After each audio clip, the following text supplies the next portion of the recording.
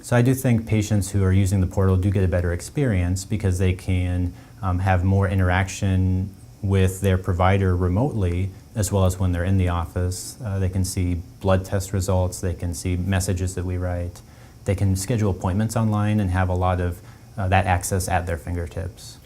My patients that use the portal are able to respond to me and I can respond to them in my own words. And there are times where I am sending a message back and forth to the same person multiple times in a day. Whereas if they were to call on a phone, that's probably not going to be able to happen in that short of a time period. So I think that's a way that they can get questions answered in a timely fashion, but also have that direct contact and kind of not have to worry about the whole telephone phenomenon where someone's words are summarized and then my words are summarized. It's our direct language that we're contacting back and forth with. I think that's such a big deal because we don't want to miss the meaning of what someone's questions might be and the responses. So we want to try to minimize any confusion or misunderstandings in that way. I think it does result in better outcomes in the fact that answers can be provided in a more timely fashion, and the longer that someone's waiting or concerned about what's going on, the longer they may put that off without that easy access.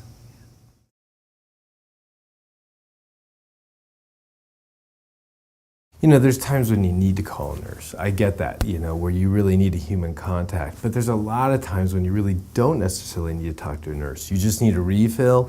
It's just that easy.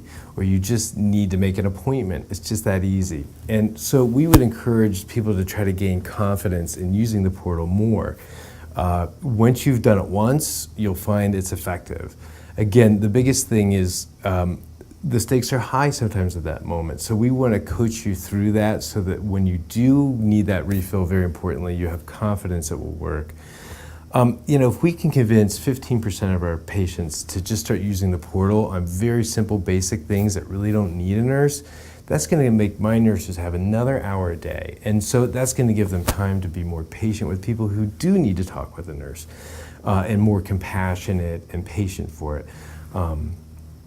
You know, and so when you do need to talk to them, they're not trying to clip the conversation short. So we would ask patients as much as possible, try to develop confidence, use the portal, you're gonna like it, it's good, everybody's done it, enjoys it, and it's kind of a win-win so that we can serve you when you do need a human being even better. There's a couple key skills we want people to develop on the portal, and we're willing to work with you and coach you. We can have an individual call you if you want, and we're gonna have some modules on this webpage to show you how to do that. But we think everybody should feel confident about making an appointment or changing an appointment, a refill request, texting their provider, their doctor. And you can do that, like we talked about before, and get a quick, accurate, timely response exactly from the doctor, not the nurse trying to say what the doctor said, but the doctor saying it. And also review the records. On the patient portal, you can see everything that under the assessment plan. So for example, if you have questions about what I said, that I say increase your medication, you can visit the visit once I'm done and I've dictated it, it'll say there, I said, you know, double your blood pressure medicine. So everybody should be confident about that, and as well as looking up, for example, their vaccine records, and then finally looking up their lab results. All your lab results are available online. And if you have any questions, you can call us, or we also have like a dictionary on the web page on another part of it that kind of will explain, you know, what does it mean when my MCV is up? And it'll give you most common reasons. And of course, if that's not satisfactory, you know, then you can call us, or text us through the patient portal. Don't call, text it with questions, and then we can reply to it. So it's free, it's great, it's high quality, it doesn't cost you anything, and it's worth noting that you can access this either through an internet web page, and there's also a free app called Helo. Now, admittedly, there's a few limitations. You can't do everything on the app, but we can kind of coach you through that. So some of these properties you can't do very well on the app, but a lot of them you can. So it's totally scot-free to the patients, no hooks, no nothing. And again, it's kind of a practice without walls. So we want you to have access to your record. Now, it's not the entire record, it's just what's called the assessment plan.